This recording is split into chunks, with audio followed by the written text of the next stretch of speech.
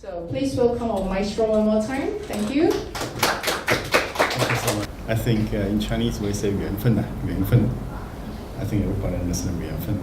I did not really realize today is the 1 year anniversary. And we had a wonderful time last year when I worked here. We played the music with some violinists. We had a guitar performance. We had a wonderful meeting here. And so lucky that I can come here today again. Actually, the video we made last year has been very popular. If you check the YouTube, my YouTube channel is A.V. Daniel Violin. Okay, A for audio, V for video, A.V. Daniel Violin. If you check it, you will see many videos. I travel all over the world. I do lessons all over the world. The lessons about violin making, violin performance, Asia, Central South America, everywhere. Anyway, today I'm talking about the strings, the violin strings. I will divide it into like 2 or 3 sections. Okay, the first section I will talk about the general idea of violin strings, general orientation, what violin strings is about, and the history, and what kinds of strings we have, the choices we have. And then will take about 10 minutes. The second, I will talk about why I want to make violin strings, a little bit about my story, how I make violin strings. Then will take another 10 minutes. The third part will be the difference between my strings and the strings already in the market, and the quality, the characteristics, and also the price, the difference of the price. Okay, I start with the orientation about violin strings. We all know the violin will have 300 years history. For the last 250 years, okay, we had the violin strings mostly by gut strings. The gut is from sheep, the gut from the sheep. So it's very soft. Of course, the violins before are different. They were not made like today. We can make such a strong sound, big sound, aggressive. Before it was much softer. Before the violin was designed for the nobles, for the rich people. So they play in the chamber, play in a party,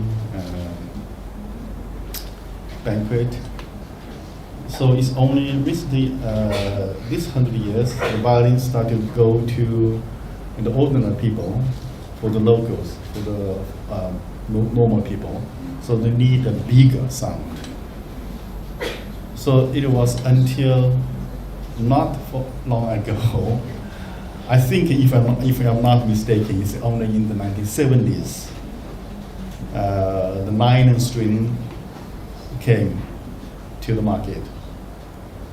It was designed by Thomas Infield, a gentleman from Austria, if I'm not mistaken. And his company is called Thomas Strings. The most known string is dominant strings. Everyone will know dominant strings. They are the first ones made 9 strings. What is 9 strings? We can also put synthetic strings or purlin. It's all synthetic. Nylon core inside and outside is aluminum alloy. So this string in the very beginning was not very much accepted by professionals, because the professionals still used to cut strings. Only until 30 years ago, it's very close, very early 30 years ago, still most major orchestras in the West, they still use gut strings. The most famous brand is a Piastri company, they called Olive Strings. Olive was the most expensive, most popular strings in the West. in the rich countries. Then how about the poor country? China also had violins. So of course they could not afford to buy gut strings. So they produce kind of steel strings. What is steel strings? Is they have a steel core inside and aluminum or any other kind of metal to wire it. So this is steel strings. The cheapest steel string, I don't know how to convert, is maybe equivalent to 10 cents or 50 cents. I'm not sure by that time because the exchange rate is different. Anyway, it's very cheap.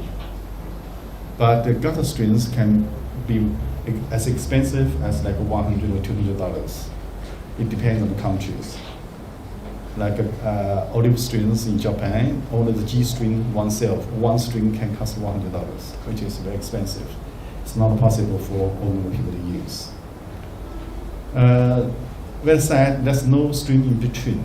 There's no string, it's either you pay $1 or 50 cents by one set of strings, or you pay a few $100s. There is no string in between.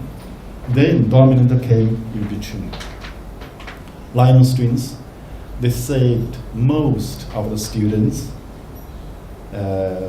amateurs, because this is a wonderful string. It's easy to play, very easy to vibrate, it's cheap, not expensive. The only problem is with the D string, it's too thick, it's difficult to fit into the tailpiece. That has been all the time, even today. They don't care to bother to solve the problem. So many dominant lovers, when they use the dominant strings, they have a problem to put a D string into the tailpiece. Another thing about dominant strings is this E string is not very bright. It's kind of a dark sound. Or you can say it's heavy sound. Some people like it, but many people, I should say, maybe most of the people don't like the E string. So Kaplan is a man in America. Kaplan is the name of a person in America, and he only made one string. He made one string, the E string, Kaplan E string, which was very popular because his E string is bright. All the strings has one same character, which is they don't have clear character. It's very neutral. The strings are very neutral, so anyone can use it. Of course, after that, Purastro string, we have two major companies in the world. We have Tomastic, we have Purastro, which is a German company. The German company catch up with the Violin string, because Violin string, the market is going bigger and bigger and bigger and bigger. So they produced like an air core string and produced other strings.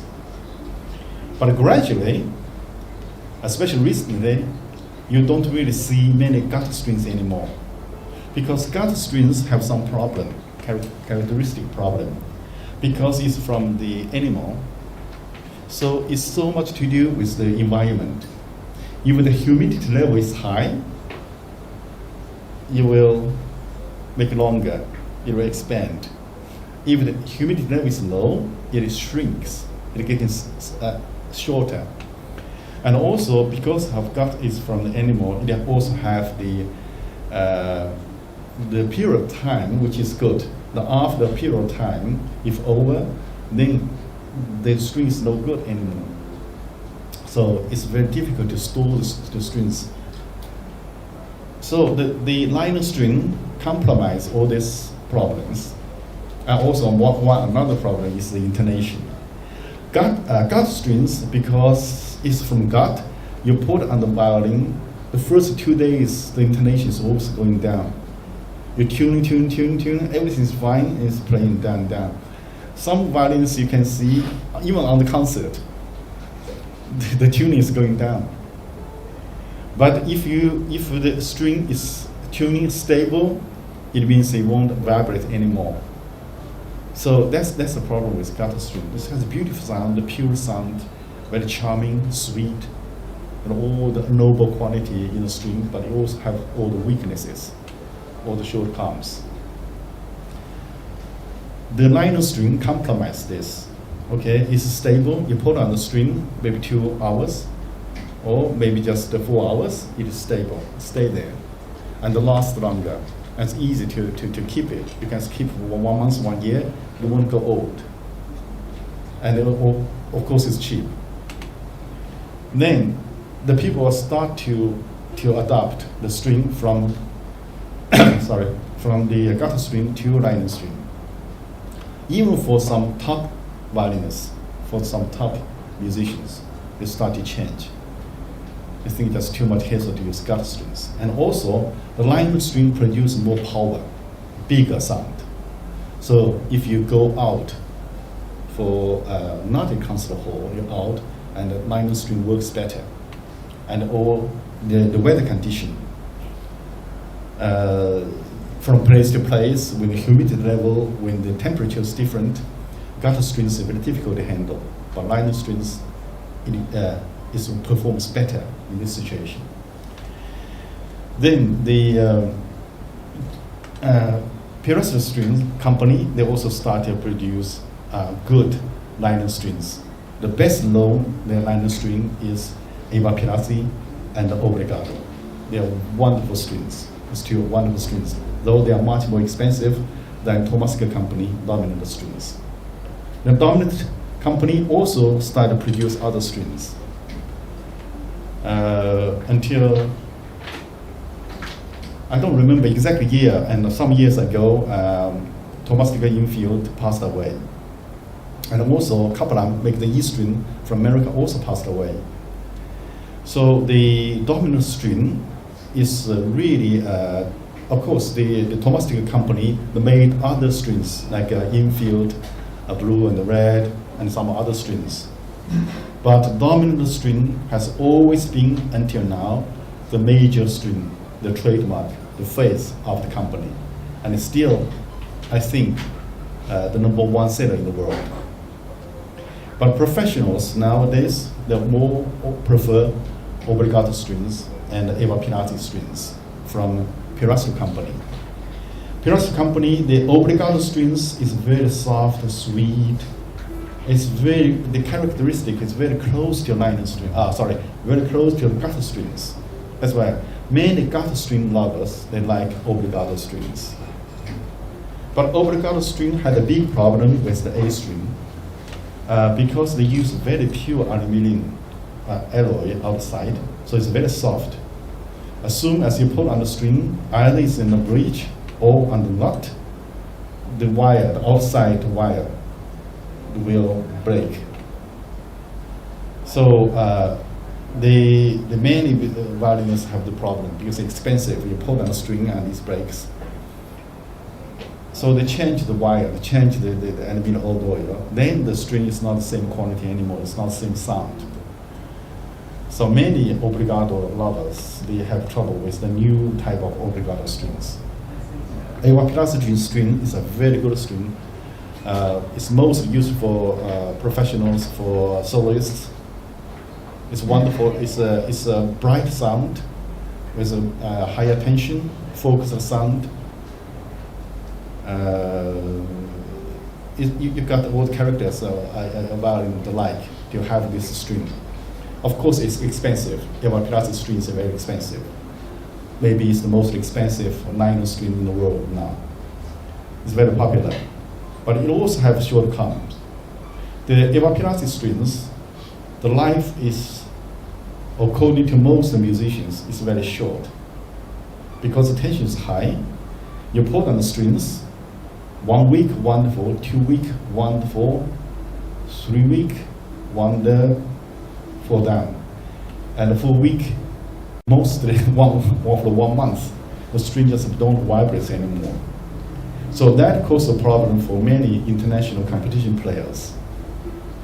Because also the soloists, if the string that goes 1 month in the best condition, the suddenly going down, it's not good for their performance. Or every time you put a set of new strings, you always need the time to adjust it, to get used to. Put a new string, the sound is always different. And also, Eva Pirazzi strings are really expensive. I believe here in Malaysia it costs more than 400 ringgit. More, I don't know exactly the price. It costs 400, more than 400 ringgit just one set of strings. And it's also expensive for the shops to import. The shops really don't make much profit from these strings. Don't think, oh, expensive, the shop makes a lot of money. No, it's not. They have to pay a lot to buy them. So it's not so practical, the strings.